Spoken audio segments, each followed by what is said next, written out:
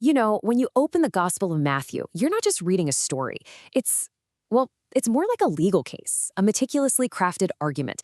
It was written to solve this massive, seemingly impossible puzzle that the very first Jewish followers of Jesus were wrestling with.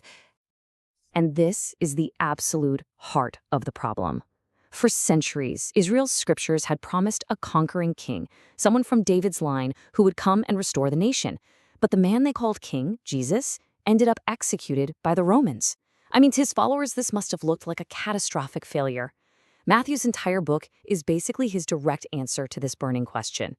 So, you gotta understand, Matthew isn't just a storyteller here. He's acting like a lawyer, building this airtight case piece by piece. He sets up his entire account as a bridge, deliberately connecting every single thing about Jesus' life right back to the Hebrew scriptures. He's out to prove that not only was Jesus the legitimate king, but that everything that happened, yes, even the cross, was part of the plan all along. All right, so where does Matthew even begin this case? Well, first things first, you've got to lay out the credentials, right? He has to prove beyond a shadow of a doubt that Jesus met all the non-negotiable requirements for anyone claiming to be the Messiah. And check this out. These qualifications were incredibly specific. According to the prophets, the Messiah had to be a descendant of Abraham, he had to come from the tribe of Judah, and, this one's crucial, he had to be from the royal family of King David. So Matthew's first order of business is to take out his checklist and tick every single one of these boxes.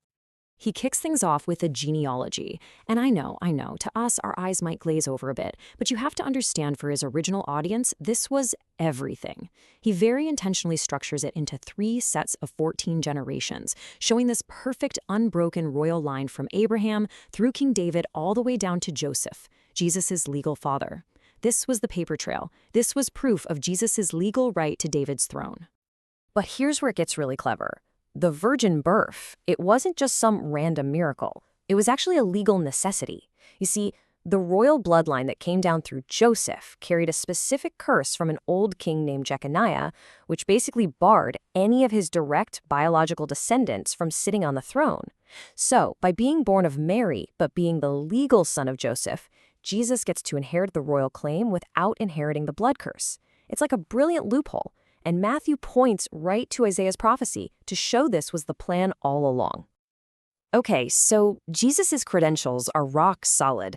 The next piece of the argument, Matthew shows him actually acting like a king by officially presenting the long-awaited kingdom to the nation of Israel. Think about this. A massive chunk of Matthew, something like 60%, is just Jesus' teachings. And these aren't just random talks or nice moral lessons. Teachings like the Sermon on the Mount were essentially the constitution of the kingdom. This was Jesus laying out the ethics, the principles, and the reality of the kingdom he was offering. And he wasn't all talk either. He backed it all up with some serious power. Matthew lists over 20 different miracles. But these weren't just for show. They were his official calling card to Israel's leaders. They were demonstrations of his messianic authority to heal the nation, to command nature, and to establish the kind of righteous kingdom they've been waiting for. And this is where the whole story takes a sharp turn.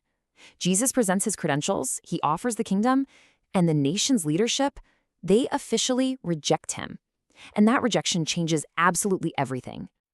The very moment the leaders make that official rejection, accusing him of using Satan's power, Jesus' entire public ministry just pivots on a dime.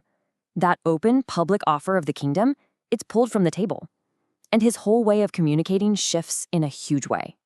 From this point on, he begins teaching almost exclusively in parables. But what's so fascinating is why he uses them. They weren't to make things simpler for everybody. Actually, they were kind of a filter, designed to reveal deeper truths to his disciples, the ones who were genuinely seeking, while at the same time concealing that very same truth from the crowds who had already made up their minds and rejected the king. This brings us to a really, really important distinction Matthew's making. The kingdom wasn't canceled. It was postponed. It's on hold. And because of that rejection, Jesus announces this, let's call it an interim plan. He says, I will build my church, a completely new group made of both Jews and Gentiles that would carry on his work until he comes back to finally set up that physical kingdom. And we see this shift illustrated perfectly in the 2 big feeding miracles. You've got the first one, feeding 5,000 Jewish men. And what's left over? 12 baskets. a clear symbol, one for each tribe of Israel. But then there's the second miracle. This time it's for 4,000 people, mostly Gentiles, in a Gentile area. And the leftovers? 7 baskets. In the Bible, 7 is often a number for divine completion. It's this powerful picture showing the mission is now blowing wide open to the rest of the world. All right, so this brings us right back to that original puzzle. If the kingdom is on hold, then what on earth was the point of the cross? Why did the king have to die? This is where Matthew ties up all the loose ends and gives us the final piece of the answer. See, the cross wasn't a failure at all. It was actually the fulfillment of a whole other set of prophecies, the ones about the suffering servant, like you read about in Isaiah chapter 53. He had to suffer first. He had to die for sins and be resurrected. This didn't cancel the promise of a physical kingdom. It actually made it possible. He is coming back, and when he does, he'll be that conquering king. So the solution to the whole puzzle is basically a timeline. The Messiah's job was just too big for one go. The first time he came, he fulfilled all those prophecies about the suffering servant. The second time he comes, he'll fulfill the ones about the conquering king. Matthew's showing his readers, hey, both are true, both are necessary, you just have to see it in 2 parts. And that really leaves us with one last big thought to chew on. According to Matthew's argument, believers today are part of this church living in this in-between time, looking forward to the establishment of that physical kingdom. So the question his gospel really pushes us to ask ourselves is, what does it actually mean to live as a citizen of a kingdom that's been promised but isn't quite here yet?